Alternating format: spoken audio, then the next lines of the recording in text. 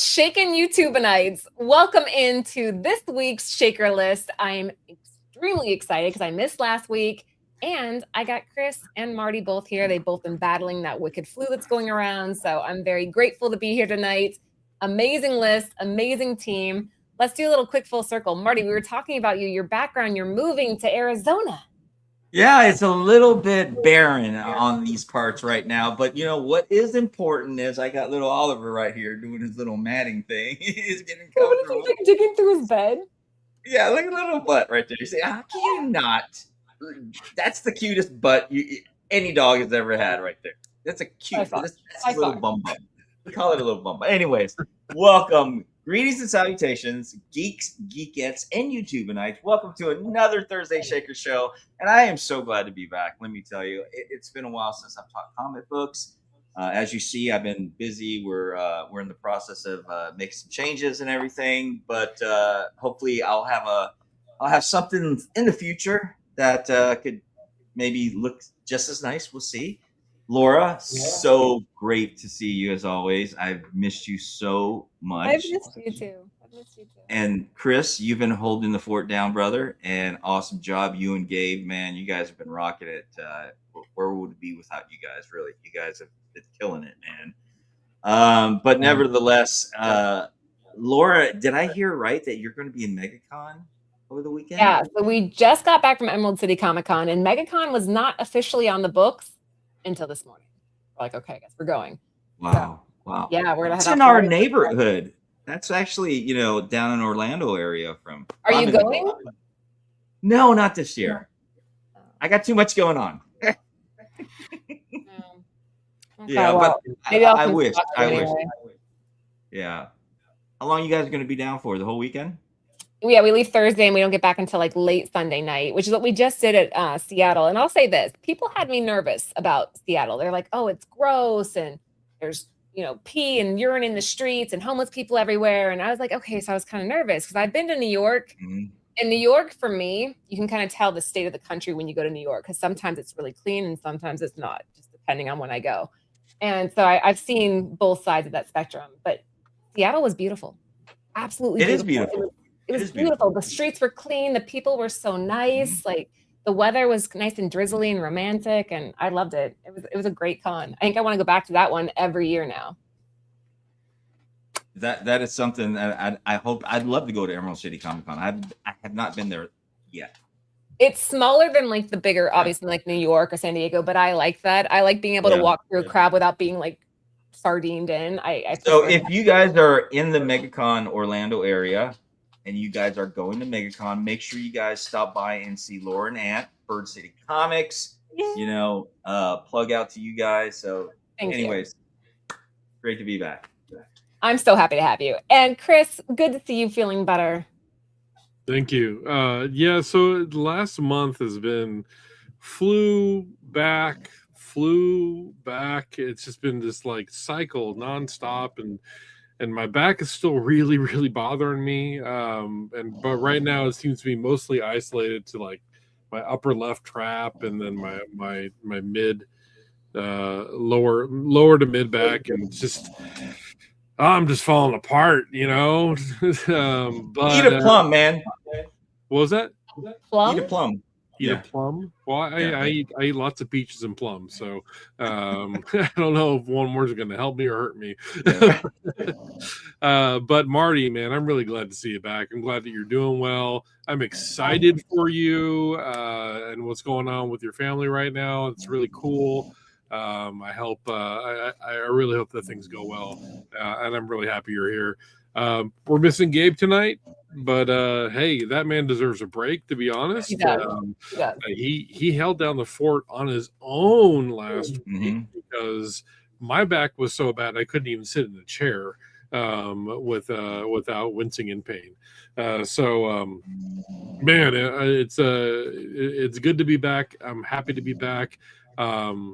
So for us here, there are not as many big comic conventions, right? So we don't have C2E2 or MegaCon or anything like that, but we do have AwesomeCon, and I'm going to AwesomeCon this weekend.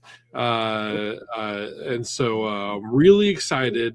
to see the Critical Role cast at AwesomeCon. I'm gonna totally go teenage girl mode on them and just this is because we got a fanboy in the audience. Holy the Critical Role folk. But I'm gonna keep it cool. Okay. Keep it cool. Liger, yes, these are new. They're just for the computer though, because I have reached the age where I need a separate pair of glasses for the computer. The blue blockers? Is that what that is? Like the blue blockers? No, it's just a different magnification. So yay. Yeah.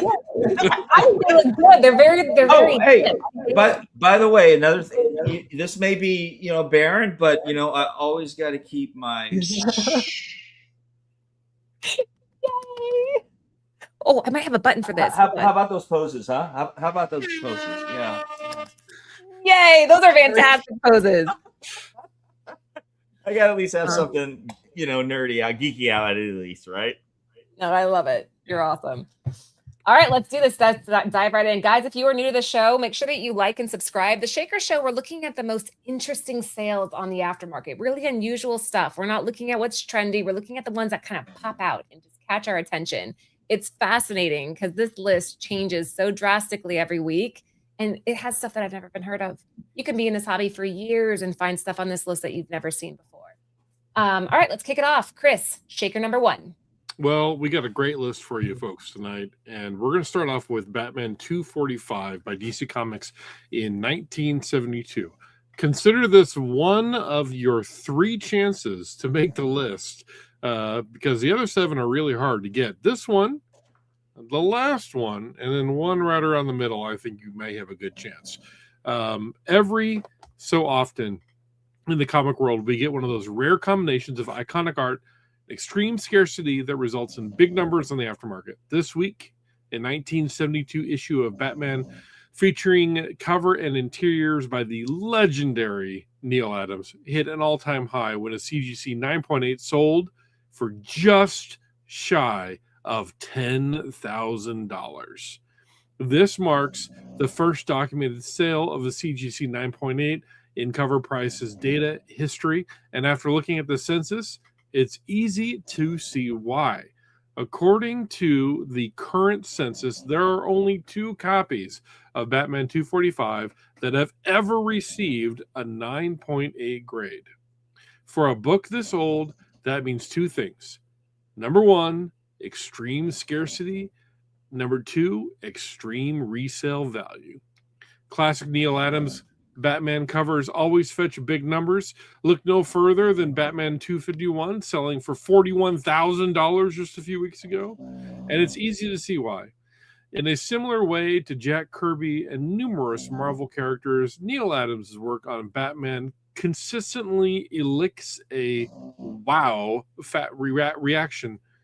This cover featuring Batman holding a newspaper with an article documenting Bruce Wayne's murder is no different, with its wonderful use of shadow to convey gravity of what will transpire in the issue. Usually, when a comic flirts with a 5-figure sale, it's enough to give someone pause. However, when you combine classic Batman, census rarity, and Neal Adams, it's not too much of a hot take to say, yeah, that makes sense. Yeah, I think you can definitely say too here that the main factor, I think one of the leading factors, is just the 9.8 aspect, right? 9.8 from 1972. That's going to be a big one, especially when you look at the census. But you have those diehard Neal Adams collectors also. And there's a lot of them out there. I'm one. So, I mean, when you talk about Neal Adams, how many of his covers are not iconic, and how many of them aren't a key issue, right? I mean, or a sought after copy? Because I mean, everywhere you look, it's you're always hearing iconic Neal Adams cover or something within that nature. And so I think this is, but to see that, wow, a 9.8, just like the Reed said, you don't see that many 9.8s from that era too. Yeah. Pretty cool. Very good stuff, guys. So kicking off the list this week, we got a very strong Batman number 245 DC 1972 with a CGC 9.8 coming in at $9,995. And I love that in the chat, you guys are all missing Marty's dog snoring. I missed that too. That is part of the soundtrack to Shakers. So good to have that. That's all right, Marty, what do we have for Shaker number 2? Laura, you might have to have that bingo ling button ready for me because it's been a minute since I've actually read something. So bear with me. You might, yeah. Number 2 Shaker, Famous Funnies, number 213, Frank Frazetta. Oh my God. Eastern Colors, 1954. Writer, various interior arts, Frank Frazetta. Cover art by Frank Frazetta. Before he became legendary painter of Conan, Tarzan, and countless fantasy book covers, Frank Frazetta began his professional career in comic books during the 1940s. One of the places his early work appears was Famous Funnies, a historically important comic series published by Eastern Color Printing. Frazetta entered the comic world as a teenager. After studying under the Italian-born artist Michael Angelo Torres in Brooklyn, he began assisting established cartoonists and soon found work in comic books. It is not even often that early works from a master artist shows up in the market, which is why this sale is so significant. Recently, a raw, ungraded copy, estimated to be in a very good condition, sold for $1,500. Not bad. I had no idea that, this was a Frank Frazetta cover. You would never have guessed, right? This is crazy. No. I would never have known. Of course, this is some of his earlier works, but I love that it's either that is since the 1940s, but like the read says, but his development in his artistic style to what you see in his iconic Death Dealer or anything, that you see modernly in a lot of recent not modern, but more modern Beast covers, Yeah, this is incredible. It's like you get to see where the legend began, where this all started, and watching the evolution of it makes this even cooler. What do you think, Chris? I can't get past the dude wearing the really short skirt. Is that a skirt? That's that's a loincloth. That's a modern loincloth.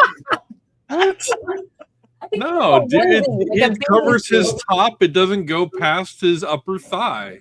It's a onesie. I think it's a onesie. It could be. It's futuristic. So whatever sort of style in the future we're all going to be wearing, I think they're all similar to onesies. What's the captain in Futurama? Zach something. I don't remember, but that's the vibe that I'm getting. Okay. that like a Star Wars ripoff. Everybody wears a dress kind of thing. All right, cosplay in the future for you, Chris. Cosplay. You definitely cosplay in the future. Gotta show off my thighs. Yeah. I'm gonna get this for you guys. We can't wait, right? How many more months till Halloween again? I mean, like 8? No, wait, that's not. Yeah. 7? No, 8. 7. Something like that. All right, Shaker number 2. Famous Funnies number 213. Frank Frazetta. This is interesting. A Frank Frazetta cover that most of us, I don't think, would recognize from Eastern Comic back in 1954. Seriously, I'm getting like, I'm sorry to interrupt you, Laura, but for those of you fellow wrestling fans, this is Randy Orton. Okay, wears a shirt, doesn't wear pants. That's what's going on. Maybe you guys can settle it out in the chat. Raw, very good, $1,500. What do we have for Shaker number 3? Well, this tree is not Donald ducking it. I'll tell you that. Okay. Farmer Friends Horror Harvest by the publisher Work Till You're Dead, which is the story of my life. 1995. Writer Glenn Chadbourne, interior art Glenn Chadbourne, cover art Glenn Chadbourne. Yes, we get it, Glenn. You're very talented. Okay.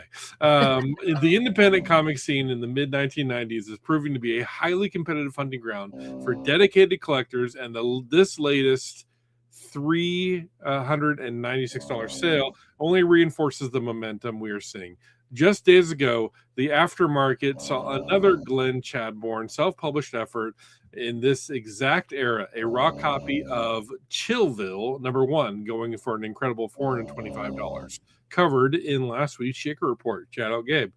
Seeing two monumental results for the same underground creator in such a tight time frame could point towards a coordinated effort by buyers to secure his early bibliography.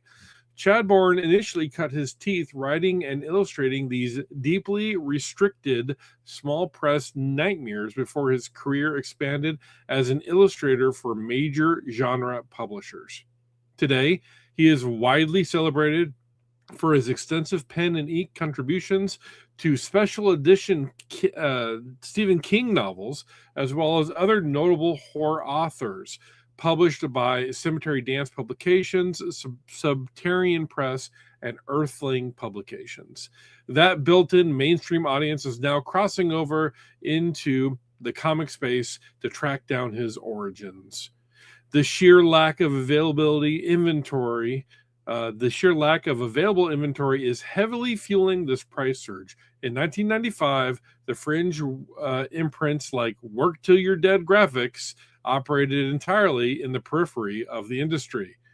Not every retailer was willing to order these black and white rule terror concepts in favor of flashy superhero events, leaving the actual circulation numbers for Farmer Fiends incredibly low. The few copies that did manage to reach consumers were generally snatched up by hardcore horror enthusiasts who tend to hold onto their collections for decades. Consequently, finding any surviving examples today, let alone a well-preserved, very fine copy, requires immense patience. As Stephen King completionists complied, oh my God, who wrote? Doing great. It's a long one too. It's so many rhyming words. Okay, as the Stephen King completionists collide with vintage indie comic speculators, the available supply of Chadbourne materials has largely evaporated. It is always awesome to witness a creator's later success in expanded mediums retroactively inspire appreciation for their earlier projects. And I suspect that we may not have seen the ceiling on these books just yet. You know, I have to agree. I think that if you keep seeing a crossover between the Stephen King collectors and this indie comic hunters, we might just be seeing the beginning of a surge with these type books. Does not surprise me with indie comics have always produced some great, amazing stories. A lot of these writers, they're out there trying to really show what they've got, do the best that they can. They're not jaded in any way, and they're just trying to get good read out to people that really love to read comic books out there. Just whether it's some type of form of superhero or even horror, like what we see here.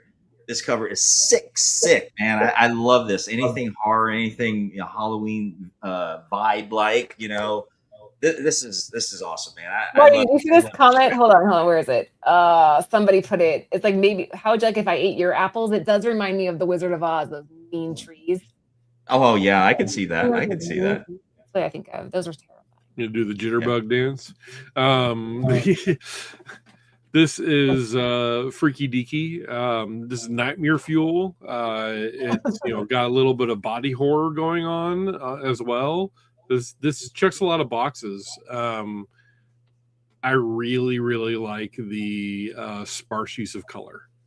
That purple that really stands out. This would be a badass Magic the Gathering card. Just a kick-ass Magic the Gathering card. I could see it. Take the fonts off, add in all the framing and the power. Yeah. No. Just do like a secret layer sort of thing. Yeah. Oh, okay. So it's like the full art. Mm-hmm. I like that. Yeah. Do you play? Do you play, Chris? Yeah. I've played since '93. Since Alpha. I've been a long-term geek on that, and my son, my youngest, just started getting into it because he got a job at a local game store. So I've been kicking his ass in Commander for the last 2 months now. Damn, man. Good for you. Where do you find the time, dude? I mean, seriously, where do you find the time? Just you know. Yeah. Here and there. All right, shaker number 3. We have a really cool sale that really highlights how 90s micropress horror is finally getting the attention it deserves. Farmer Fiends Horror Harvest, Work Till You're Dead, 1995. Raw, very fine, coming in at $396. What do we have for number 4? Wow. Oh, look at this. Another classic.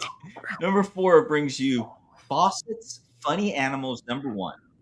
This is published by Fawcett in 1942. Writer unknown, really. Art by Chad Rothkopf. Cover art is, once again, Chad Rothkopf.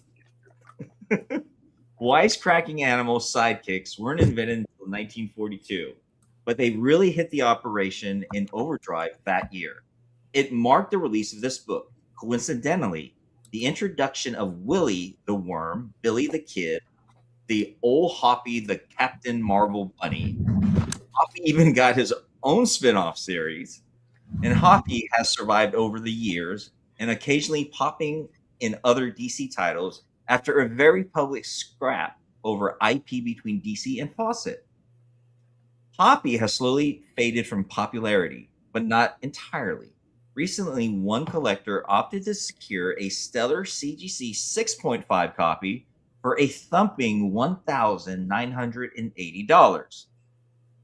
A nice jump from the last sale of $1,795 in 2024.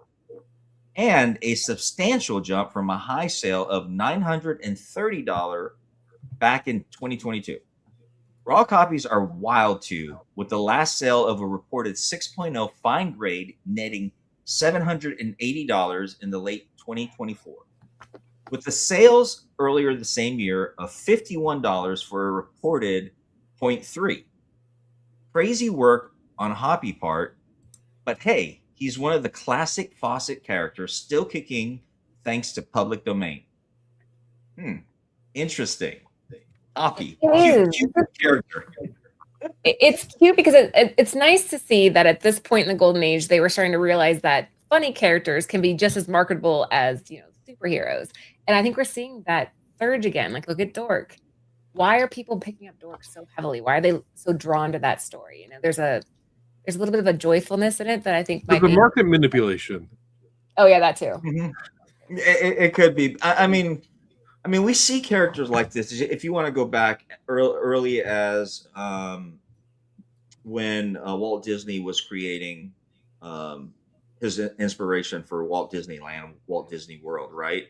So we see a lot of these older characters within this area. Now, during this time frame, 1942, we see an emergence of trying to combine that with mainstream Captain Marvel, any type of superhero movie during that era as well. It was not long-lived at all. We don't see very much of this. This is something that doesn't, it's only like a phase. We don't see a lot long-term stability in things like this, especially these crossovers. But this is cool. This is cool. Something out of history here. 1942, 6.5. Yeah, I could see it go for that's a fair price. I think so too. Yeah, that's a 6.5 from 1942. Anything from the 40s in decent condition, especially when you're talking about something that's got a major character on it. I know that Captain Marvel Shazam is kind of fluctuated in popularity over the years. Sometimes it's really great, sometimes it's not so great, but you cannot deny that the character is a key, and it's one of the iconic characters in the history of comics. So you just gotta look for these things, and you never know. You may pass this up because of all the wacky animals on the front, but you shouldn't. Shaker number 4, Fawcett's Funny Animals #1 from Fawcett back in 1942. We're seeing raw copies ranging from $51 to $780 for a fine. I think that's proof of the wide demand here. So top sale for a CGC 6.5, $1,980. What do we have for number 5? Before I do number 5, can you bring up the cameras, Laura? Ooh, yep, on it. Hold on. Now I'm on it. There we go. All right. So just a thank you to the live crew in the chat and JSS for being our wrench. I really appreciate all the work that you're doing here, and you guys sharing the show. Right, it really makes a big difference. Our numbers are doing fantastic. Subscriptions are ready to hit that next milestone. You know, we're doing so well. And it's because you guys are sharing out the show. So thank you so much. If you could just do me a favor, statistically, we know that about 60% of watchers for this show are subscribed. So if you're one of those 40%, if you could just do me the favor, hit that like button, hit the subscribe button so you know when we go live. Bell icon will tell you when the channel goes live, and there's like 5 different shows that happen throughout the week. This is just one of them, and it's the best one. But it is the best one. This is the best one. But if you just do me a favor, and if you like what you're seeing, you know, if you like the experience and you like hearing us ramble about dogs in the background, lightsabers, you know, stuff like that. There you go. If you're a geek just like us, then fire up that subscribe button, share out the show, and leave a comment if you're on the Rewind crew and you're watching after the fact. Okay? Appreciate that. Thanks. Well said. Number 5. We have Original Boy, A Day of Atonement, number 1. This is by Omega 7 Comics from 1996. To quote Lords of Brooklyn, nobody's got this damn book.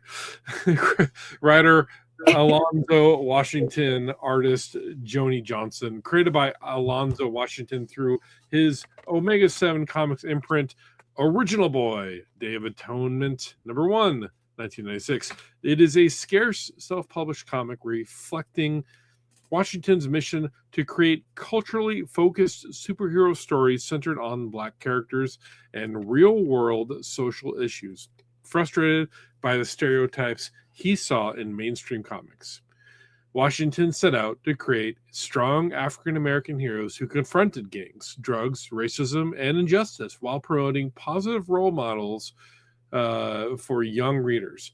A longtime community activist from Kansas City, Washington, originally developed his first character, Original Man, while working as a gang and youth counselor, using comics as a tool to teach self-esteem and responsibility. Printed in black and white with a very small distribution footprint, this issue was likely sold through community events, churches, conventions, and grassroots channels rather than traditional comic book shops. The story of Original Boy draws thematic inspiration from the 1995 Million Man March, focusing on accountability, redemption, and community responsibility. Washington's work extended well beyond comics. His Omega 7 tip line mobile platform and blog helped provide information that assisted local authorities in solving missing persons cases and other crimes. Washington even expanded the Omega 7 universe beyond comics, producing an Omega Man action figure that was sold through Toys R Us stores in the late 90s. By the late 90s, Omega 7 had grown into the largest African-American owned comic book publisher in the United States. Due to its extremely limited distribution and lack of widespread documentation at the time of release, copies of Original Boy, Day of Atonement number 1, remain difficult to locate today. I'm going to go ahead and expand that to any copy of Original Boy, Day of Atonement, not just number 1. Yeah. With recent all-time high sale of $400 for a near mint raw copy, increased attention on this title may help draw more collectors out, more copies out of collections, and introduce a wider audience to this unique chapter of independent comic history. Ooh, long read, interesting information. Very long read. It seemed, yeah, very long. You did well, brother. Yeah, you nailed that. I think that it's interesting. You already said in the chat, though, but the distribution aspect of this is what I think really affects the sale. Because when you have a book going through churches or community centers versus a comic shop, the survival rate's like nothing. So absolutely, you hit the nail on the head. Those aren't hitting hands of collectors. Those are hitting just people, right? And people don't tend to take care of something that they don't consider to be collectible. For somebody to get this, throw it into a bag and board, and keep it nice and clean so that it presents as a near mint 30 years after printing, that's something, right? Chris, do you see a hand with 6 fingers on it? I do not see any use of AI in this image. 1, 2, 3, 4, 5. I don't see it. I don't see it. Maybe from this angle, it kind of looks like. Where is Waldo? I was trying to find it when he wrote it in there. I was like, where is it? What do you think, Marty?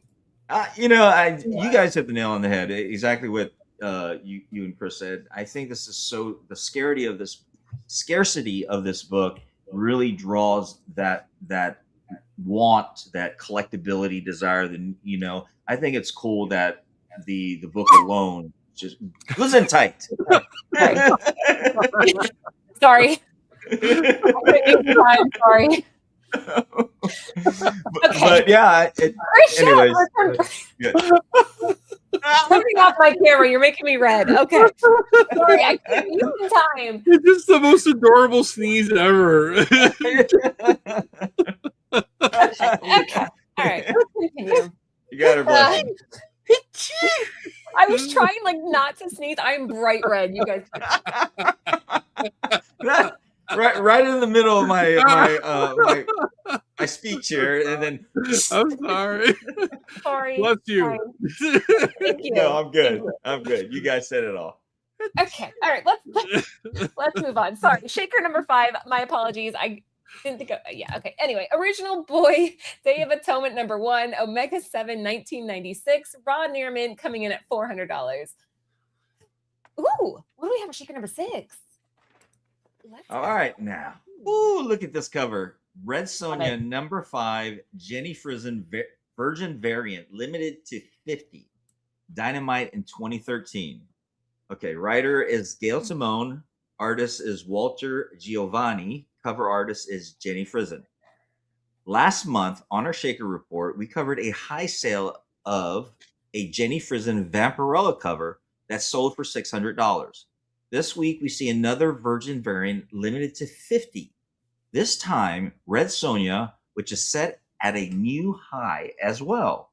We have tracked at least 5 different Frison Ultra Limited covers from Dynamite that have set new highs in the past few years. Vampirella number 1, number 3, number 7, and Red Sonja number 6. These books were part of the ultra-rare line of Virgin variants offered by Dynamite. They were all limited to either 25 copies or 50 copies in total. This past week, Red Sonja number 5 also set a new all-time high. On March 11th, a near-mint raw copy sold for a staggering $475. We have said this before, but if you come across one of these Virgin variants, it would not be the worst idea to pick them up, as long as the price is right, of course, as there certainly seems to be a demand. Okay, gorgeous cover. Love it. Love it. What? No, continue. I just love it. I'm gonna obsess. Yeah. Red Sonja. I mean, I have a lot of. If you're a completist and you want to get every cover of Red Sonja or Vampirella that ever comes out around this, especially from Dynamite around this era, and a little bit even now too, there are so many variants. It's just impossible to keep up with so many, especially for those 2 characters right there. But once again, another gorgeous Frison cover. She is always outdoing herself. Beautiful cover. One of her early artworks back in 2013. Beautiful cover. And did you guys know CovrPrice is doing a panel with Jenny Frison at C2E2? Wow. What? Nice. Yeah. Am I allowed? Oops. Matt, if you're watching, if I wasn't supposed to say that, sorry, I just did. Yeah, they're doing Breaking a panel with news. him. He's so cool. I don't know. That's awesome. Yeah. Are you going? I don't think so, no. But they are, which is great, and I'm excited for them. So, yeah. What do you think, Chris? I just feel bad for characters who have cotton allergies. Cotton allergies? What? Oh, because she's not wearing clothes. Got it. Okay, got it. Took me a second. Okay. Okay. Okay. I like Jenny Frison's work. I can appreciate the artwork on this. It's beautiful. I think that she does a good version of Sarah. If you're still in the chat, we've talked about this on Comic Book Women. Certain artists know how to capture the female body. They know how to draw everything that kind of makes sense, how gravity works and how things are supposed to fit. And she does a really good job of that. If I was the person that bought this, get a 9.8. I think if we start seeing 9.8s on this in the aftermarket, it could drive it even higher. So if I found a near mint at $475, I'm setting this baby off to be pressed and graded ASAP. Oh, there's Sarah. Yeah, we've talked about this. We talked about it a lot on Comic Book Women, just the different ways that females are drawn. And I mean, she's if you do find yourself with a 9.8 of this, you could end up just like the next comic on the list. Shaker number 7. I'm just gonna jump right in. Oh. What do we have for number 7? Richie Rich Millions #1. That, folks, is what we call a transition. Take notes, Gabe. Richie Rich Millions #1 by Harvey Comics in 1961. We don't know who the writer, interior artist, or cover artist are on this because it's not listed. Richie Rich was the richest kid in the world and first appeared in Little Dot #1 in 1953. It would take 7 years before he would go on to appear in his own self-titled comic book, and then he would go on to become Harvey Comics' most popular character. He starred in his own Saturday morning cartoon in the 1980s. It would head to the silver screen in 1994, starring none other than Macaulay Culkin. Yes, the Home Alone, slap your face kid. Richie Rich had over 500 different series from Harvey. So many Harvey series. And Richie Rich Millions came right after the original Richie Rich comic. Over the years, this book has become very hard to find, especially in high grade, since it was a square-bound comic. We've only recorded 22 raw sales since 2019, and only one graded sale at a 9.0 that sold for $780 in 2024. If you got this in good condition, you're printing money. The CGC census only has 15 universal copies with 3 9.4s as a top grade. This week, a very fine raw copy came up for sale and blew us all away with by selling for $1,200. Oh, it's hard to prove that this book was an actual file copy, but there's no doubt to the collector that bought it that they might never see it in raw form again in this condition. Maybe Richie bought this book himself. So there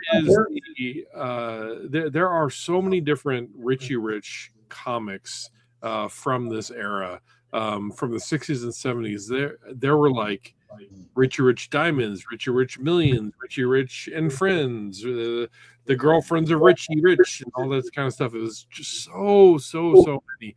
So running across like a Richie Rich title #1, that happens more often than you think. And if you're not paying attention, you could miss out on this extremely valuable Richie Rich comic. Also, I'll go ahead and plug the headcanon theory that Casper the Ghost is just dead Richie Rich. I can see that. I can see it. I mean, the face is similar. Oh, I had such a crush on Devin Sawa, too. And Casper. Marty, what do you think? You know, when I never really got into, I avoided these comic books when I was a kid. Richie Rich, Dennis the Menace. I wasn't big into these, and it wasn't until I was an adult that I really started appreciating the history of it, the art style, everything about that genre artistic styles and the types of comics that came out from. You have Beetle Bailey, back in those days. That was another big one. So I have quite a few of these older ones, these books like this, the Beetle Baileys, the Richie Rich, the Donald Ducks, the earlier Walt Disney. So these are fun. These are fun books to have and collect. If you see them in the wild, I recommend picking them up because you're looking at 1961. I mean, you're looking at books that are very old. People are not really picking them up, so grab them while you can, because eventually, as years and years go by, you're going to start seeing these books be very scarce. Yeah, you're completely right. I mean, there's only 15 copies on the census, so the ceiling has not been met yet. There's still a lot of room to grow on these. Shaker number 7.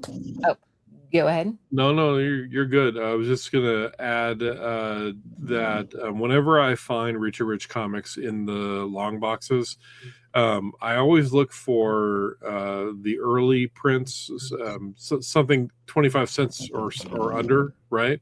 Yeah. And almost always when I find them, they are just trashed. Just completely trashed, and that's because the quality of the Harvey Comics paper at this time was not great.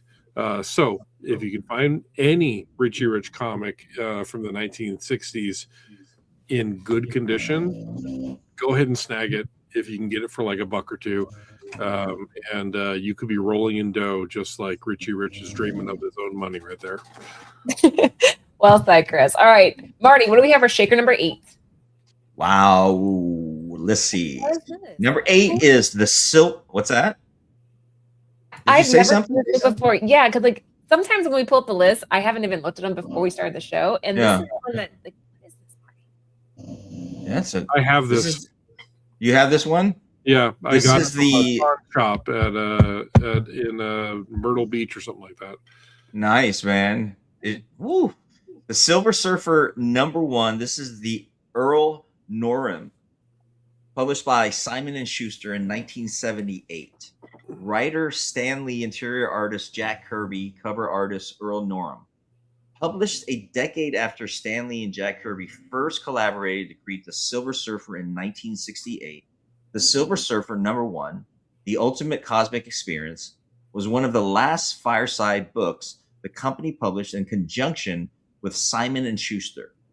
Originally started in 1974 as a way to introduce Marvel characters to new readers by reprinting their origin stories.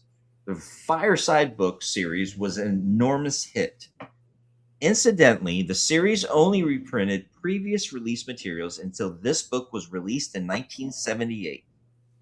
The Silver Surfer number 1, 1978, with art by Kirby and Joe Sinnott.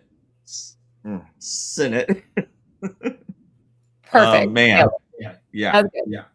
Oh, I lost my place. Yeah. Probably like Sinois or something like that. Down. I would say Sinnott. Lost my Kirby and Joe place. Sinnott. Sorry, guys. Sorry, I'm coming through. Okay, here we go. Art by Kirby and Joe Sinnott. Also featuring a painted cover by Earl Norem, who based his art on a sketch by Jack Kirby. For some, the $130 page book, 130-page book, which features a battle between Norm Rad and Galactus, is considered to be one of the first examples of graphic novel. It also marks the last collaboration between Lee and Kirby, two giants of comic books. Over the last few months, copies of this issue have sold relatively well, with 2, a raw find and a CGC graded 9.2, trading hands in January. This week, a new record has been set at a CGC graded 9.8, sold on the secondary market for $1,750. For comparison, the previous mentioned 9.2 sold for $248. Wow. Amazing, man. Look at the huge jump in price there. This is so cool. You had me at Stan Lee and Jack Kirby. Sold. Yeah. Sold. Wow. Early. Stan Lee, another one in the... come on. Everybody knows Stan Lee. Jack, everybody knows who Jack Kirby, early one, especially a year after introducing the characters. So amazing, love it. So not only was this a trade, right, a Squarebound trade, it was also just a little bit bigger than a Golden Age comic. So it was just kind of this like weird size and height, didn't fit into a bag and board very well. The one that I had was just thrashed. I had to go check while you were doing your read, Marty, I had to go check my inventory, and I had this, so past tense. I buy it in the pawn shop at Myrtle Beach for $1. I think I flipped it for $45. Wow. In just really, really bad condition. But this is just one of those things you got to keep an eye out for. A lot of people skip over trade paperbacks. Don't, because some of them are important. This is one of the ones that is. Yeah, well said. I mean, this is so cool. I wouldn't have known this existed unless I saw it on tonight's show, and I feel like I'm getting better. I'm catching up to you guys knowledge-wise slowly, because your brains. I mean, between you, Gabe, and Marty, like the three of you together, I can't compete. But I'm starting to learn. This is interesting. I like to see things I've never seen before. At Shaker number 8, the Silver Surfer number 1, Earl Noram cover. Simon and Schuster, 1978, a CGC 9.8, coming in at $1,750. And we are apparently boring Oliver, so let's just move right along. Like boring. Obviously. What do we have at number 9? Laura, you say you can't compete with our big brains. Well, we cannot compete with your cute sneeze. Hedgehog 25 by IDW in 2020. This is the Jonathan Gray and Reggie Graham variant, 1 of 25. Writer Ian Flynn, interior art Adam Bryce Thomas, Adam Bryce Thomas, Matt Hearns, Sean Lee, cover art Jonathan Gray and Reggie Graham. Dr. Eggman has done dastardly deeds in the past, but this one is one of the worst. In 2019, a story launched in which Dr. Eggman aimed to convert all of humanity into his personal slaves through the use of the metal virus. Oh, that is such a Dr. Eggman thing to do. This virus would turn organic material into zombots. Despite the evil genius preparations, the virus got out of control and took over the world. But through the efforts of Sonic and Super Silver, the virus was collected and thrown into the sun. Everyone was saved. The story ran through issues 13 through 29, with this issue showcasing the near-apocalyptic world caused by the virus. This cover is the 1 in 25 retailer incentive, the rarest incentive for this issue. The other incentive was a 1 in 10 by 4 Drain. This 1 in 25 variant has 4 graded copies on the CG census, with 3 graded at 9.8 and 1 at 9.6, and there are no record sales of a graded copy. The last highest sale of this cover was back in 2021, where it sold for $200. Fast forward to 2026, this book recently set a new all-time high by selling for in a near mint raw for $600. Guys, it's Marty's dog. If you're hearing a weird noise in the background, it's Oliver. He's sleeping. No, that's actually Leia. Leia's on this side right here. That's Leia. Okay. And check this. My microphone is right here, and Leia is all the way down there. So it's wow. They think they need a CPAP for dogs. They do. They absolutely do. I guess it is Leia. I thought it was Oliver. I'm just blaming Oliver. Yeah, this is interesting. That's a wild jump, but it shows how strong the Sonic collector market is, right? Don't ever pass. I know that we say this all the time. There are certain titles that I always buy if I run across them in long boxes and the dollar bins. My Little Pony and Sonic the Hedgehog are 2 of them. Okay, especially if they're retailer incentives. And you find them.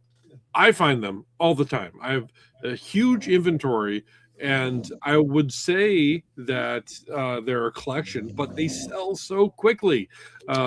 So yeah, buy these Sonic books if you find them. Buy the My Little Pony books if you find them.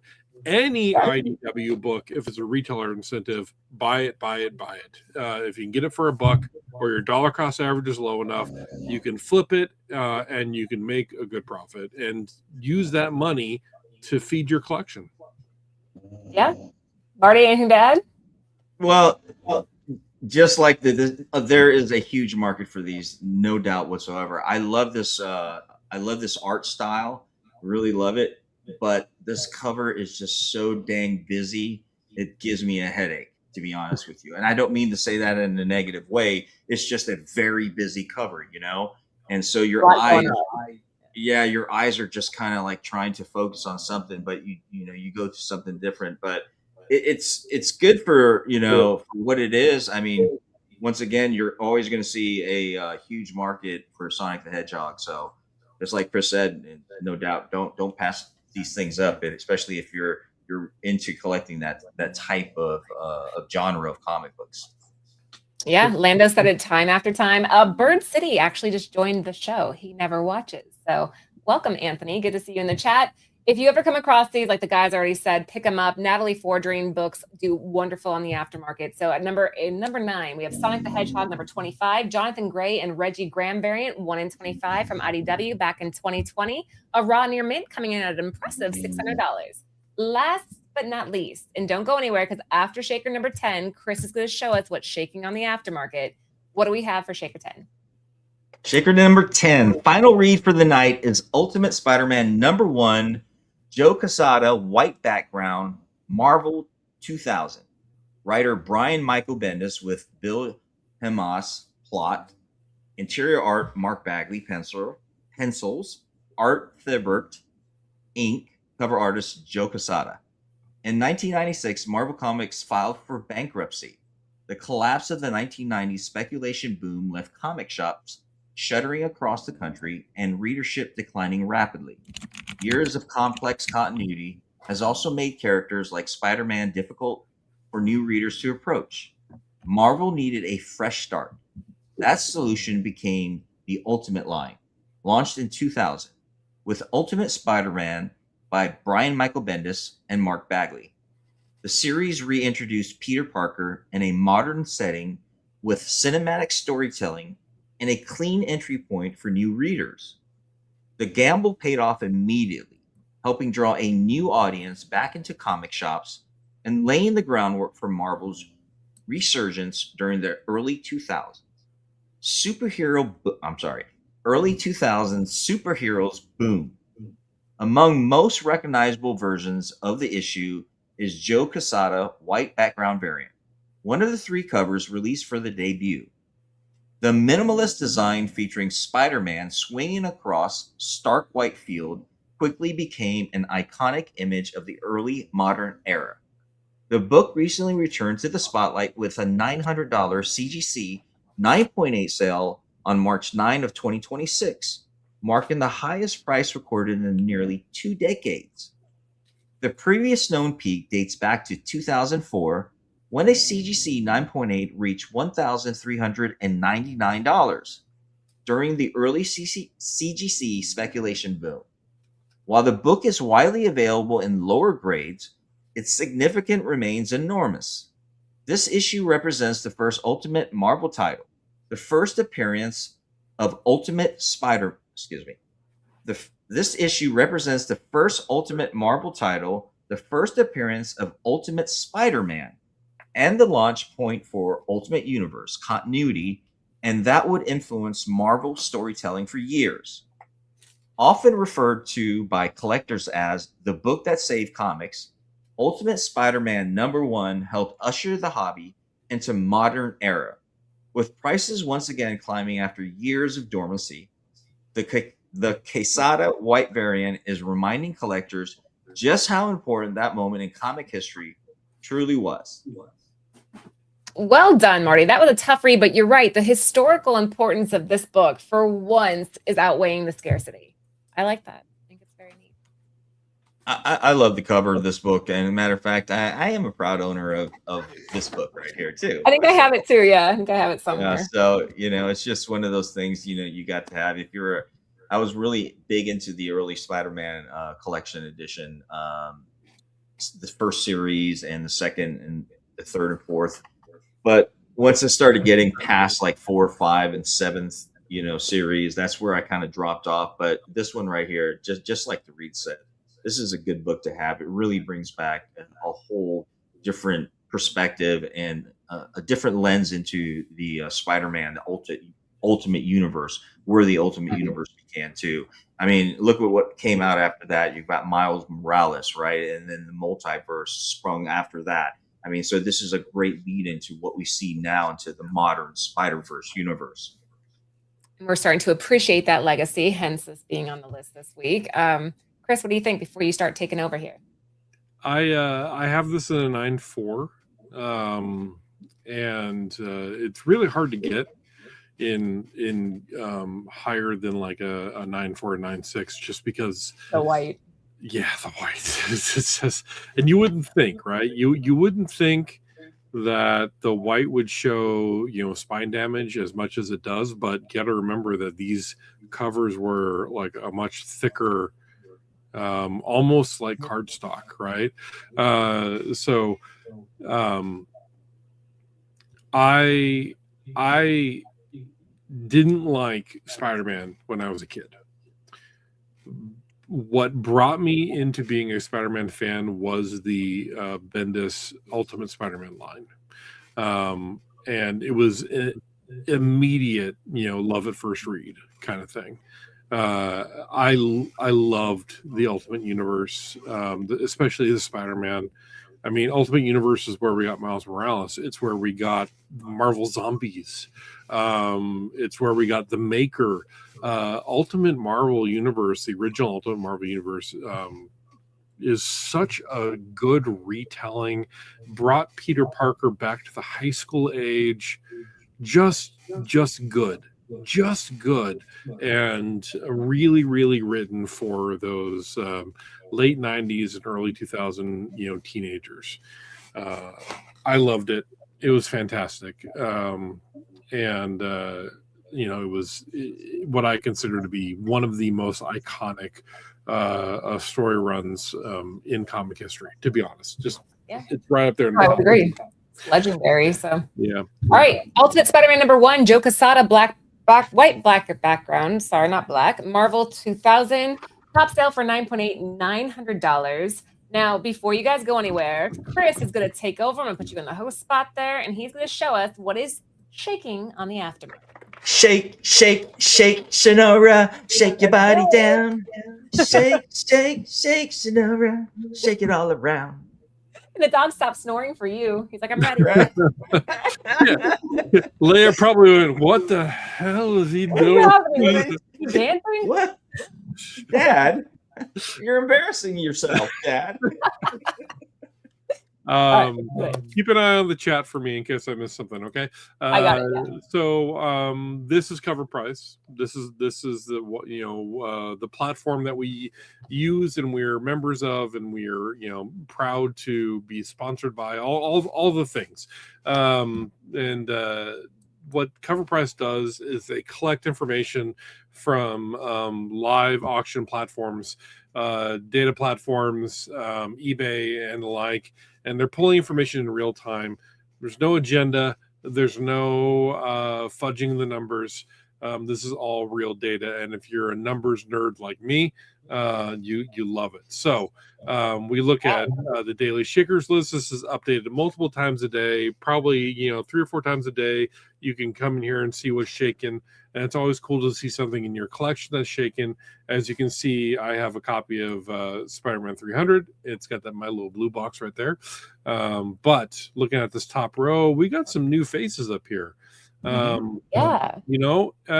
We normally see this first Swamp Thing about halfway through the shakers list. Having it up here at the top with a 9.4 selling for $14,000. Crazy, man. Wow. Incredible. Wow. This is it's just so crazy. I mean, of course, right now out of my price range, however, this is one of the books that have always been on my wish list here. Now, what's surprising to me is when you compare let's look at apples to apples, right? You can't compare first Swamp Thing to first Fantastic Four. Not only to mention just the iconicness of Fantastic Four, and it's a CGC 4.5, but look at this. This Hulk 181, first cover appearance of Wolverine, arguably the first appearance of Wolverine, although he does make a cameo in 180. So I consider that to be a first appearance, but CGC 9.4 sold for $8,000. CGC 9.4 for Swamp Thing sold for $14,000. Who would consider Swamp Thing to be a higher draw than Wolverine? That's a surprise to me. So that's an interesting metric that that's worth looking at. That's worth considering. The impact of that statement, because you're looking at 70s comics here.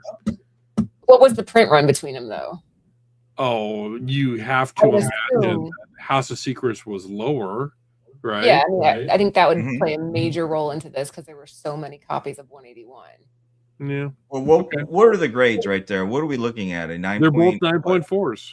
9.4s. Yeah. So we're looking at a big increase of half that price.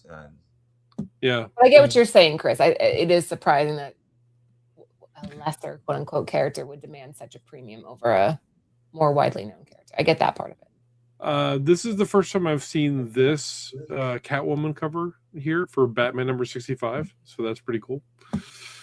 Let's see what else we got. Batman with the minigun. Batman doesn't use guns. What are you talking about? This is one that doesn't pop up very often. This is Tales of Suspense featuring the power of Iron Man. This is the first appearance of Hawkeye. CGC 9.0 from 1964 sold for $3,284. Nice. Nice. This is that classic Neal Adams cover. Once Batman again, Neal Adams. 7. CGC 8.5 sold for $2,400. And right next to it, we have a 9.0 of Invincible number 1 selling for $2,500. So I got to ask you guys, you got $3,000. You can buy anything on this list for $3,000. Are you getting first Black Cat, first Venom, first Invincible, the iconic Neal Adams, or first Punisher? I'm going to have to go with the first Invincible because I already own the other ones. So I'd have to just go to own the Invincible. I already own the other ones. I'm Marty. I have everything in this room. Sorry, love you, Marty. Come on, Laura. What are you picking, Laura? No, but seriously, if I didn't own any of them, I would probably go for the first Punisher. That in itself, I get it. First Black Cat, Amazing Spider-Man 300, the Neal Adams legendary cover, but the Amazing Spider-Man is just with the Punisher is always going to hold his value. It's always going to be a good book, a key book. Everybody's going to want it. They're just two mainstream characters. Laura, I'm torn, Marty. I agree with you on I'm torn between Invincible and Batman. Those are the two that I'm debating on here. Well, the correct answer is Batman, and we'll move on. That's what I'm leaning towards, but I see the appeal of a 9.8. You said the correct answer is Batman. Right. We are wrong. I didn't realize this was a test. It is. And you failed. First mention of Smallville and Superboy number 2, 1949. The CGC 8.5 sold for $2,300. And then we have some of these very hard to find 1940s romance comics, romance confession stories, and the Fighting Yank. And she is showing some risque there, right there. Fighting Yank. First appearance of Groot, not the Groot that we know, though. No. This is Monster Groot, not Baby Groot. And this is a raw, no grade, which means it was probably beat the crap for $2,000. But speaking of beat the crap, you have the CGC 1.5 Action Comics number 21 from 1939, selling for $1,800. You know what?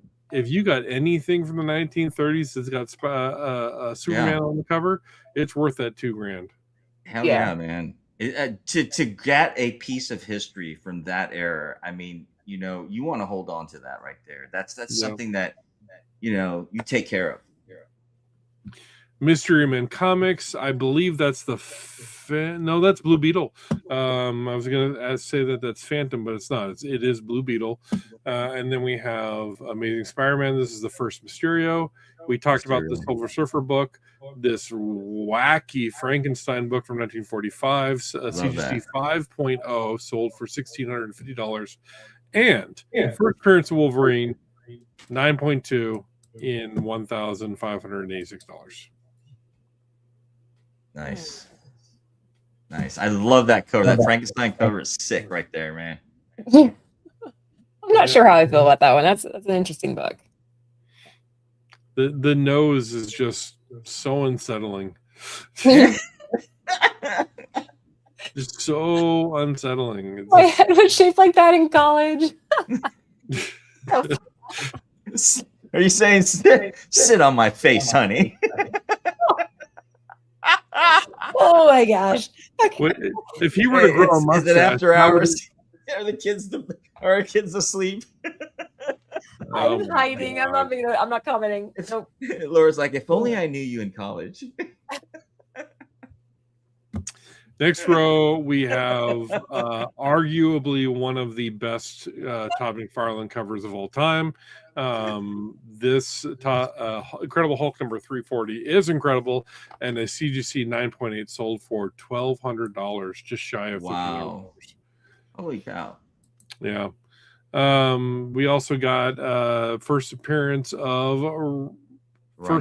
appearance of Mary Jane Watson and the Origin of Rhino. CGC 9.2 sold for $1,300. And then this Steve Ditko Spider-Man number 14, Amazing Spider-Man 14, is the first Green Goblin. 3.5 sold for $1,400. Moving down, I got two of these. Mine are not 9.4s. I think mine are probably 8s. But this is awesome. You know, nice. Silver Age. It's also the first Hulk series. This is the first issue of the Hulk series. I know it's number 102, but that's because all the Tales of Suspense and Tales of Astonish and all that kind of stuff. They started off the Hulk series in 1968 with 102. I'm lucky enough to have two of those. And then first Jessica Drew, aka Spider-Woman, I'm lucky enough to have that one as well. That cover reminds me of what Lou Ferrigno did with the earlier 1980s Incredible Hulk TV series. Yes, you see how the evolution of him just turning into the Hulk right there, and just it's kind of very reminiscent of that TV series. This is one of my favorite Rhino covers. It's appropriate because it's the first appearance of Rhino. I just like the way that he's depicted here. I wish this depiction would have stayed with kind of like the wide face going on. The guy looks like a tank. And then, of course, you have the third print of Kevin Eastman's Teenage Mutant Ninja Turtles.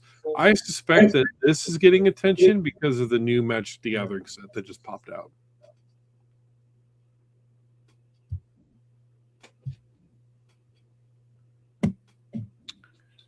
So you guys have $1,200. Which one are you buying? Rhino.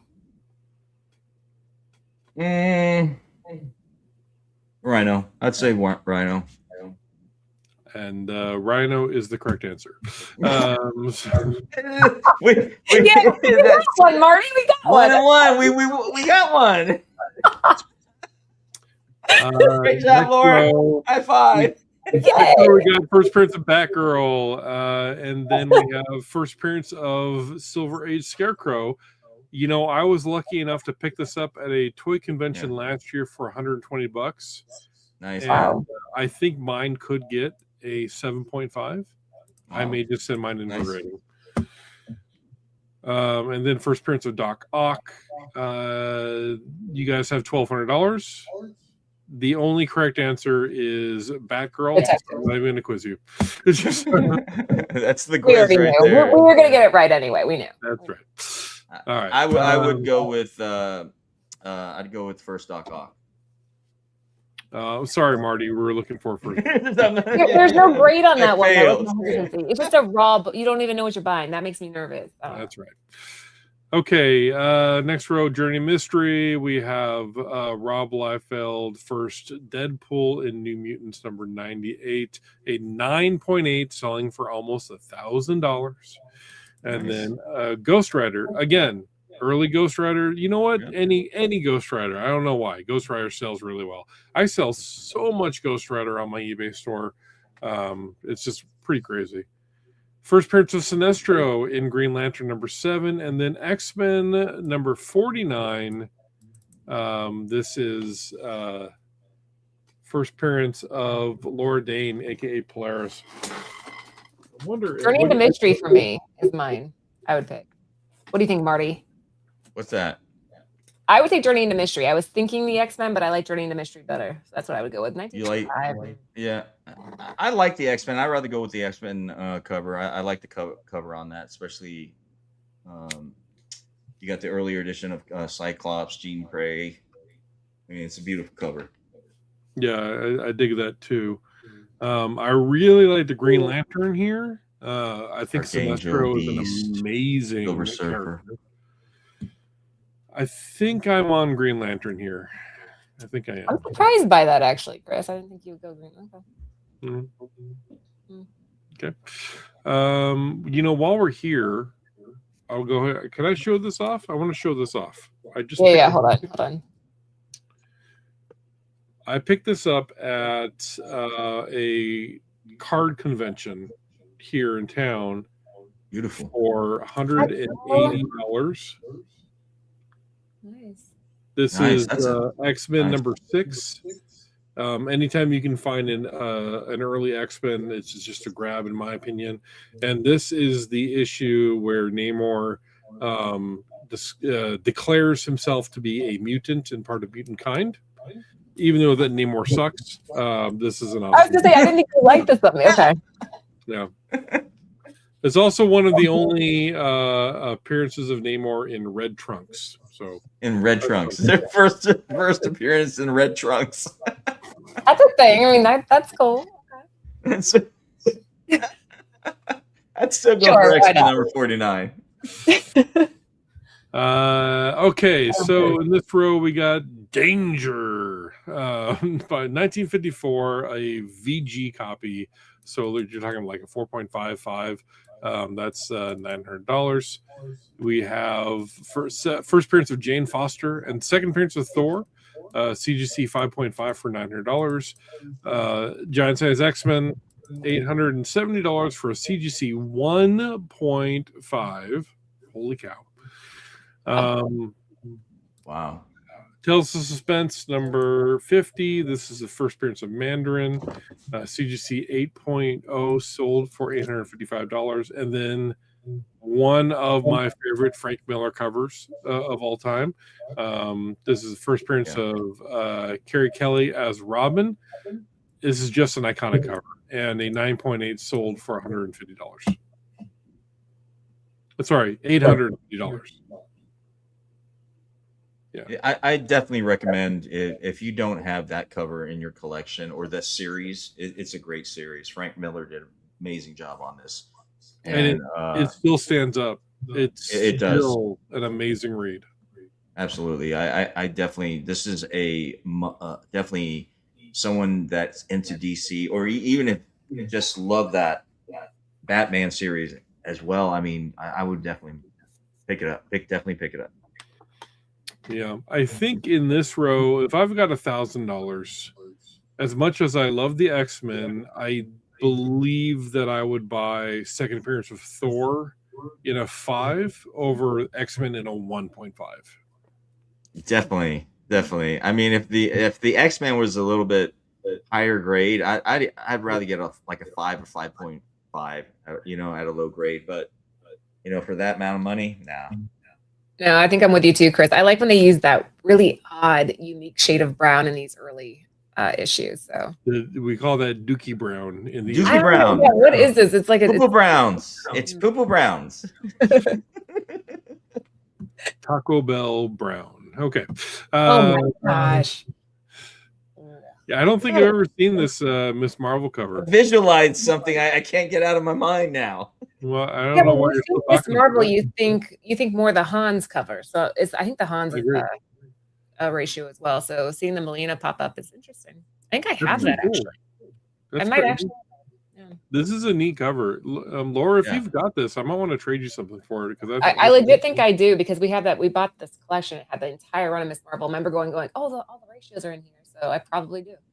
Yeah, I might want to trade you something on it. This is an awesome Spawn cover, calling back to some of the Hulk covers that he did previously. And then Tales of Suspense is just an old Iron Man comic here. CGC 6.5 sold for $8. Early Iron Man, yep. Spy Smasher. What is this all about? Gonna be smashing me some spies. That's the name of a adult film title right there. Spy Smasher. Oh, character is Dick Ranger. Golden Eagle in the background. And this is the Capitol building. Interesting. Nice. There's a political commentary that I can make there, and go ahead and just fill in the blanks. Next row, we got this awesome Green Arrow cover right here. Green Lantern, Green Arrow. Love it, love it, love it. The first meeting of Silver Surfer and Thor. Great cover. Very iconic. Classic cover, man. Yeah, absolutely iconic cover. And look at get mine graded. 1952 War Adventures. Wow. Nice. That's a nice cover. Crazy. That's so cool. All right. Keep it going. Keep it going. We got the Joker Space Mobile right here. 1960 Silver Surfer was his first Pacifico. Yep. And then, of course, you have the Star Wars #1 and first meeting of Daredevil and Spider-Man. And then this is knockoff or Timu Dick Tracy versus Batman here on the cover. Did you say Timu? I did. That's great. I love that. I love it. Dick Tracy from Wish.com. Next, we got. I'm trying to keep it going because it is an hour 20. Yeah, we're running out of time, man. Yeah, we already hit an hour and a half. Pain pill is starting to wear off. I got to take another one before that. Yeah, mine's starting to wear off too. You know, there's that brown. You guys, the Taco Bell brown. There it is again. I told you that cover pops up a lot in these early Marvel issues. I want to talk about this one real fast. I saw this one sell for the first Phoenix, right? Yeah.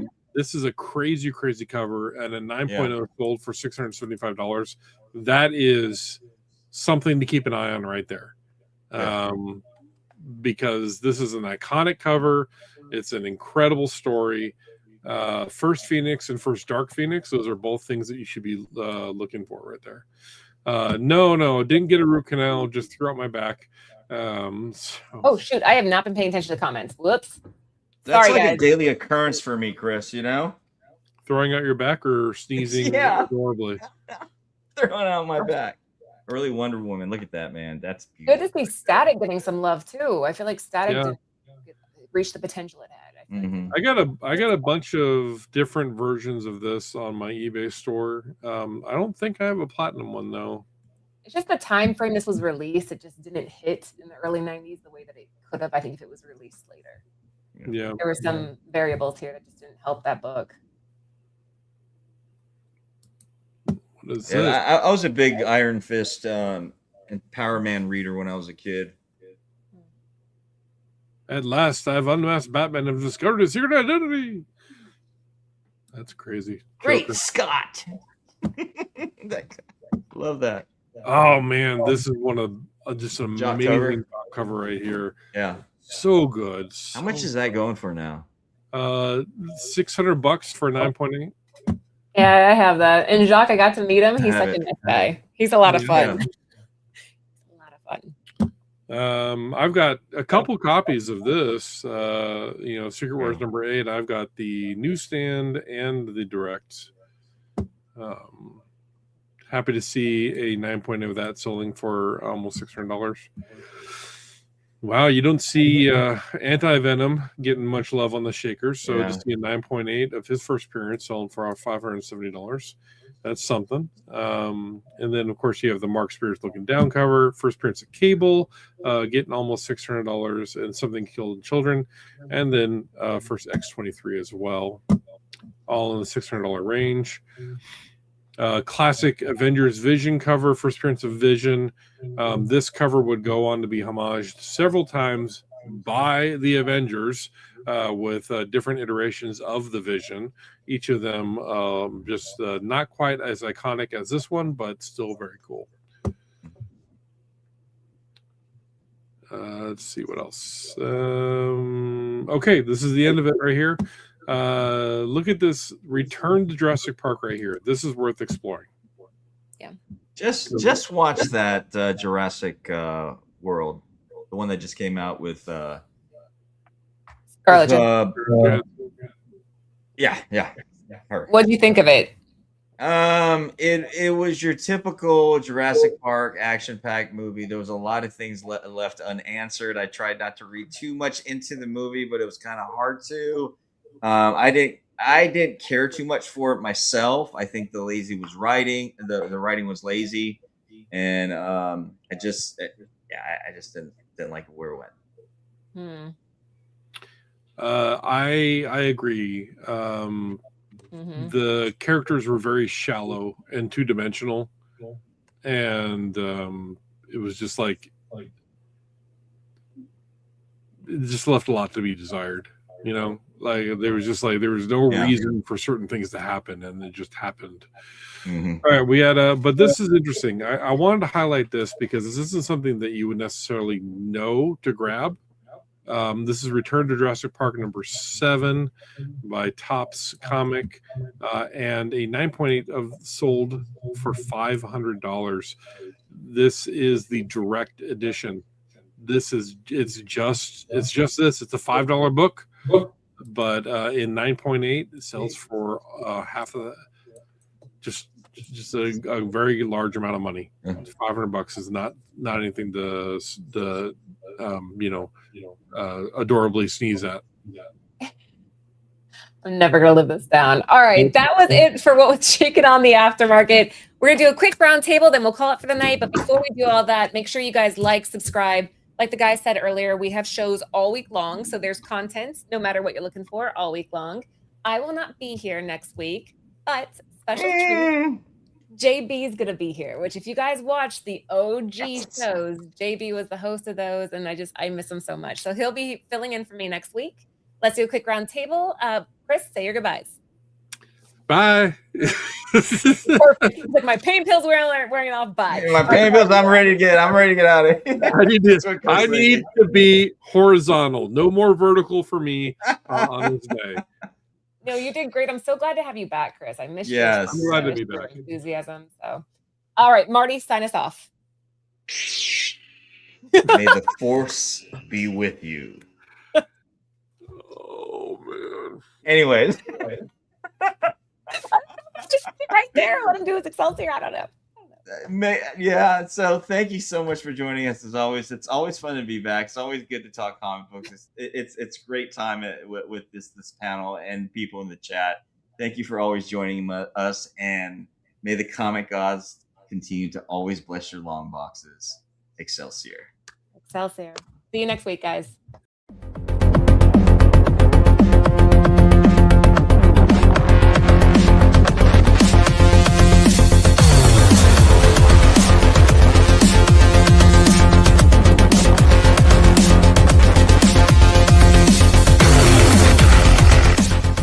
For the entire crew, this is T-Bo saying keep digging in them long boxes.